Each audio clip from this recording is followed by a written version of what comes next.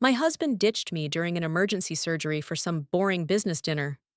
Oh, and then he had the nerve to text his mom saying I was overreacting. I woke up hours later, stitches all fresh, pain like a kick to the gut, and numb as hell, only to see the surgeon holding an envelope. He goes, "A woman told me to give you this if he didn't show up." I opened it like it was some kind of joke, but bam, the pain hit me harder than a punch to the stomach. I collapsed onto the cold kitchen floor, my wedding ring scraping against the tile. 6 years of marriage, and I'm just yelling Eric's name to the empty walls, my vision blurring, my body shaking in pain. "Eric!" I gasped.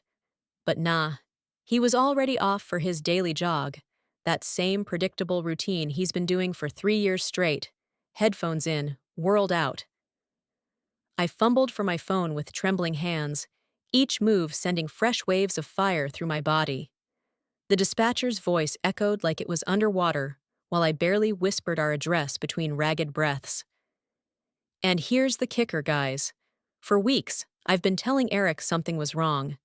The stabbing pains, the nausea that had me rushing out of dinners, and the exhaustion that made me look like a zombie. And he? He just shrugged, barely glancing up from his laptop, saying, "You're stressed. Maybe you should see a therapist." Classic Eric. Oh, and his mom? Don't even get me started. She actually said to his face, "Some women just dramatize everything." Yeah, that's me, dramatizing. Meanwhile, my appendix was actually rupturing, flooding my body with poison. But no biggie, right? Just another overreaction. Then the paramedics show up, barely getting my name right, checking my pulse as my body shuts down. "Ma'am, we need to get you to surgery, now," one of them says, all serious. My vital signs were dropping faster than his apologies, and guess who I gave them for an emergency contact? Yep, Eric's number. The sirens wailed as they rushed me through the city, and all I could think about was, would he finally get his head out of his ass? Would he actually care? But nope. The emergency room was just a blur of cold lights and people running around. The surgeon says it's acute appendicitis with perforation. A nurse tries calling Eric, but I know better than to expect him to actually show up. At this point, I just want to tell her, don't bother, because he won't come. Deep down, I already know. Eric's mastered the art of convenient absence. I already knew he wouldn't show up. Eric had perfected the art of ghosting me over the years. Missed my dad's funeral because of some crucial client meeting, skipped my birthday dinner for a golf tournament, and showed up 3 hours late to my college reunion because he lost track of time. What a joke, right? But this was different. This was life and death. They wheeled me into pre-op, and the anesthesiologist started talking to me like he was reading me bedtime stories. "Your husband will be here when you wake up." Yeah, sure, buddy. I tried to believe him, I really did. But deep down, I knew it was just more of Eric's BS. My phone buzzed once as they were getting me prepped. I thought maybe, just maybe, he actually saw the notifications. Maybe he was on his way. I prayed he was. But nope. One text. Just one text. "Can't come, business dinner. Handle it." Just 8 words, like he was declining a coffee date rather than abandoning me while I was fighting for my life. My heart shattered a little more with each letter. The surgical team saw the crush on my face, the tears that came, hot and bitter. It was too much. The anesthesiologist grabbed my phone and took it away, like he was doing me a favor. "We're gonna take excellent care of you," he said, like that was going to make everything okay. It wasn't okay. As the anesthesia hit, I couldn't stop thinking. This man turned my life and death situation into a fucking inconvenience. He was probably sitting at some fancy dinner, ordering wine, and discussing quarterly projections. Because, that was more important than his wife almost dying on the operating table. Hours later, when I finally came to, I realized once again, no flowers, no worried face, no hand holding mine. Just the beep, beep of machines, and that sterile hospital smell. He didn't show. It's like I wasn't even there. The nurse checked my vitals like it was no big deal, all business. "Surgery went perfectly. You're going to make a full recovery." "Your husband hasn't shown up yet," she added. But I whispered, barely audible through the tube. "He's not coming." Those words tasted bitter, like freedom wrapped in pain. She gave me that look. You know, the one that says, "Yeah, I get it, honey." "Some people just don't get what really matters," she said, her voice soft, but it hit hard. I lay there, stitched up and doped up, starting to get it. Eric didn't just fail me tonight. He'd been failing me for years, one convenient absence at a time. That woman, the one who used to beg for his attention, who made excuses for his coldness, she died on that hospital bed. And a different version of me woke up. 3 days passed in a haze of morphine and broken sleep. Nurses came in, went out, whispering about my remarkable recovery. Yeah, right. I was healing physically, but deep inside, something had been torn open, and no surgeon could stitch that up. I kept waiting for Eric to stroll in with his shame-filled smile and some half-baked excuse. Maybe he'd show up with those overpriced roses from downtown, the ones he buys every time his guilt finally catches up with him. But no, the door stayed closed. My phone? Silent. The fourth morning, I woke up to find Dr. Martinez standing by my bed, his usual confident self replaced by something different. He held a manila envelope, like he was weighing his options on whether or not to hand it over. "How are you feeling today, Christina?" he asked, but his eyes were glued to the envelope. "Better," I lied, trying to sit up straighter. "When can I go home?" "Soon," he said, nodding. "Your incision's healing beautifully, and your white blood cell count is back to normal." Then, out of nowhere, he dropped the bomb. "Has your husband been by yet?" It felt like I'd been slapped. "No, he's busy with work," I answered, trying not to sound as bitter as I felt. Dr. Martinez nodded, like this was all confirmation he'd been expecting. "Christina, I need to ask you something. Are you safe at home?" I froze. The word safe sounded so foreign coming from him. "What do you mean?" I asked, now fully aware this was no ordinary conversation. He cleared his throat. "Sometimes, when family members don't show up for medical emergencies, it's because, well, the relationship isn't what it appears to be on the outside." I was confused, still in shock. "My husband's not violent. He's just absent." Dr. Martinez looked at me with those eyes that said, "I know, honey, I know. Absence can be a form of cruelty, too," he said softly, then handed me the envelope. "A woman came by yesterday. She was specific about when I should give this to you. She said, only if he doesn't show up." My heart started racing. "What woman?" "I don't understand." "She didn't give her name, but she was an elegant lady, mid-30s, blonde hair. She seemed to know your situation well," he explained. He handed the envelope over. "She paid your entire hospital bill, everything. Surgery, medications, room charges. It's all covered." I took the envelope, my hands trembling. My name was written on the front in neat, careful handwriting. But underneath, someone had written, "For when you're ready to see the truth." I whispered, "Did she say anything else?" He just looked at me like he was waiting for me to catch up. "She said you'd understand once you read it, and that you're stronger than you think," Dr. Martins added, giving my shoulder a soft squeeze before he suddenly decides to give me some privacy. I just sat there, hours, staring at that damn envelope. Part of me wanted to throw it across the room, pretend the whole thing was some weird, sick joke.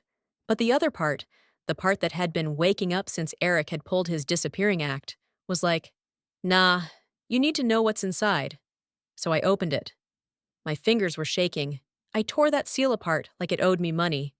The first thing that hit me was a picture of Eric. But not the Eric I knew. Nope. This guy was younger, smiling like he was some kind of Prince Charming, the kind I first fell for. But here's the kicker. He wasn't smiling with me. His arm was around some other woman. And this woman? Beautiful. Blonde. Classy. Genuine smile that reached her eyes. The kind that could melt anyone's heart. Oh, and she was wearing a wedding dress. Guess whose ring she was flashing? Mine. But older, vintage. Underneath the photo, a hospital bill. Paid in full, but not for me. It was for someone named Skylar Whitmore, a girl I didn't even know existed until now. The date? 4 years ago. She had some crazy neurological procedure, the whole works. And guess what? The last name? Same as Eric's. Yeah, that Eric, my husband. My hands started shaking like I was holding a bomb. I flipped the page. There it was. Skylar's letter in the same fancy script from the envelope. Dear Christina, she started, like we were old pals. You don't know me, but I was his wife before you. My name's Skylar. If you're reading this, it means Eric's done the same thing to you that he did to me. Abandoned you when you needed him most. Shocker, right? I almost dropped the letter. Skylar knew exactly what this was. She was probably laughing at my dumbass for not seeing it sooner. I'm sorry, Christina. You're not crazy. You're not overreacting. You're just finally seeing it clearly. Christina comfortable.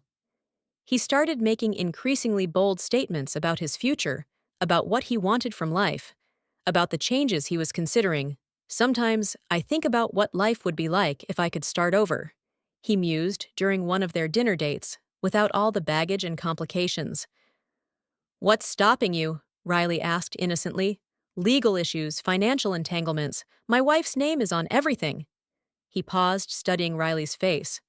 But I've been thinking about restructuring some things, protecting my assets. In case, what in case she has another medical emergency hospital bills can bankrupt you these days? Riley's expression remained neutral, but inside, she was documenting every callous word. Eric wasn't just planning to abandon me, like he'd abandoned Skylar. He was actively hoping for an opportunity to do it. That's when Riley suggested estate planning. You know, as an attorney, I see people get blindsided by medical crises all the time. She said casually, have you considered setting up power of attorney arrangements, trust structures? There are ways to protect your assets that most people never think about. Eric's interest was immediate and intense. Could you help with something like that? I shouldn't really mix business with whatever this is, Riley said perfectly, playing reluctant. But I care about you. Maybe I could review some documents, make sure you're protected, within 2 weeks. Eric had signed papers giving Riley limited power of attorney for emergency financial decisions. He thought he was being clever, setting up a safety net in case you became a financial liability like Skylar had been. He had no idea he just handed control of his entire financial life to the best friend of the woman he tried to erase from existence. The beauty of Riley's plan wasn't just that it was legal. It was that Eric had volunteered for every step he'd pursued, her confided in her, asked for her help, and signed documents, giving her access to everything he owned. He thought he was preparing to abandon his second wife. Instead, he was preparing to lose everything to his first wife's best friend, and the most beautiful part. While Eric was busy planning my potential financial ruin, I was at home, recovering from surgery, completely unaware that my salvation was already in motion. I stared at the letter, my mind reeling while I'd been lying in this hospital bed, feeling abandoned and betrayed. A carefully orchestrated plan had been unfolding around Eric. He wasn't just a neglectful husband. He was actively plotting against me the same way he'd plotted against Skylar. But unlike Skylar, I wouldn't be facing this alone. I had an ally I'd never even met. The envelope contained one more item. I hadn't noticed a small card with an address and a time cafe. Luna tomorrow, 2 p.m., come alone. I was discharged the next morning with strict instructions to rest and avoid stress. The irony wasn't lost on me as I sat in my Uber, clutching Skylar's letter and heading toward what felt like the most stressful moment of my life. But I had to know. I had to meet the woman who'd been playing chess with my husband while I'd been playing house cafe. Luna was a small, intimate place tucked between a bookstore and a vintage clothing shop. I spotted her immediately. Not because I recognized her, but because she was the only woman sitting alone who looked like she was waiting for someone specific. She was exactly as Skylar had described, beautiful in an understated way, with intelligent eyes and an aura of quiet confidence. Riley Morrison looked up as I approached, and her smile was both warm and knowing. Christina, she said softly, standing to embrace me like we were old friends. "I'm so glad you came, you're her," I whispered, studying her face. "You're the one who's been having coffee dates with your husband." Yes, she gestured to the chair across from her, though I prefer to think of it as professional consultation. I sat down heavily, my surgical incision pulling slightly. "I don't understand any of this. How do you know Skylar? How long have you been planning, whatever this is?" Riley's expression grew serious. "Skylar and I have been best friends since law school. I was her maid of honor when she married Eric.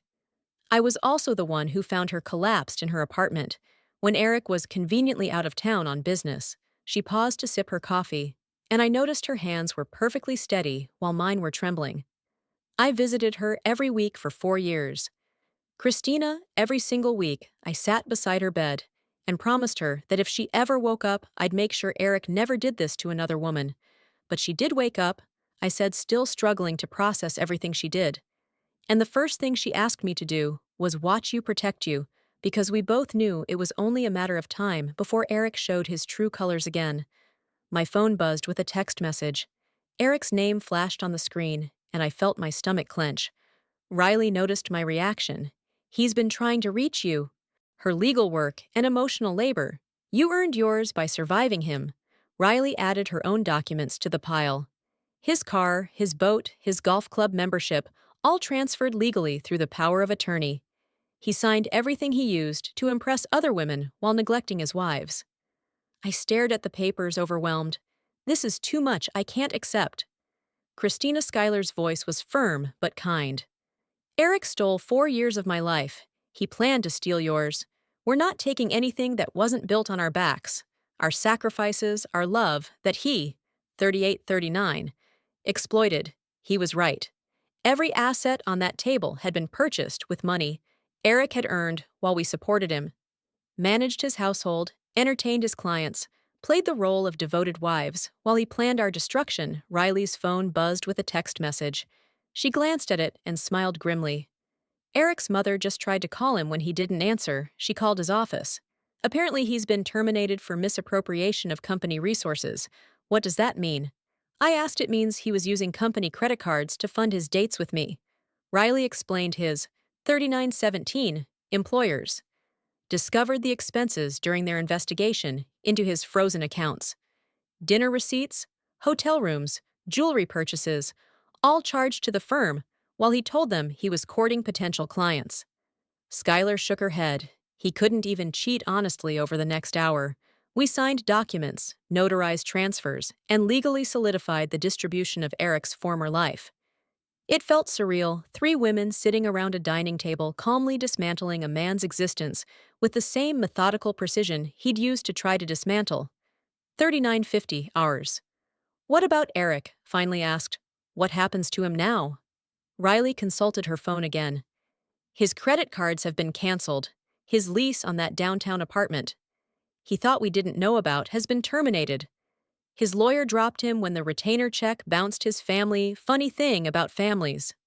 Schuyler mused. "They're very supportive when you're successful and very distant when you're not." His mother, who called you dramatic for having emergency surgery, hasn't returned his call since the news broke. His brother changed his phone number as the 4027 afternoon sun slanted through Schuyler's windows, painting everything in golden light. I felt something I hadn't experienced in years. Genuine peace, not the fragile calm of walking on eggshells around Eric's moods, but the deep tranquility that comes from knowing you're exactly where you belong. "There's one more thing," Schuyler said. "Producing a final document. This is a restraining order, legal protection against any attempt Eric might make to contact you, harass you, or interfere with your new life." I signed it without hesitation. As we prepared to leave, Schuyler walked me to 4102. The door. "Christina, I want you to know something. When Eric abandoned you in that hospital, he thought he was proving your weakness. But walking away from someone who needs you doesn't make you strong. It makes you empty, and empty. People lose everything, eventually." Riley joined us on the porch. "We didn't do this out of spite or revenge," she said quietly. "We did it because women who survive men like Eric need to stick together. We need to show other women that there's another way. 6 months later, I would learn that Eric was working at a gas station outside the city, living in a studio, 4136 apartment. With furniture from thrift stores, his name had become cautionary tale in our social circles, a warning about men who view wives as disposable assets rather than partners. But that afternoon, standing on Skylar's porch, with the two women who had saved my life, in ways I was still discovering, I wasn't thinking about Eric at all. I was thinking about the future, my future for the first time in years. They thought we were weak because we loved them, Skylar said, as we stood in her garden, three women who had survived the same predator and emerged stronger. But love doesn't, 4210, make you weak, it makes you patient. She paused, looking at both Riley and me, with eyes that held all the wisdom of someone who had literally fought her way back from the dead, and patient women win differently. This story of strategic justice had you on the edge of your seat. Hit that like button. Right now, my favorite part was when Christina hung up on Eric after saying, "You left me on the table, now I'm leaving you with nothing."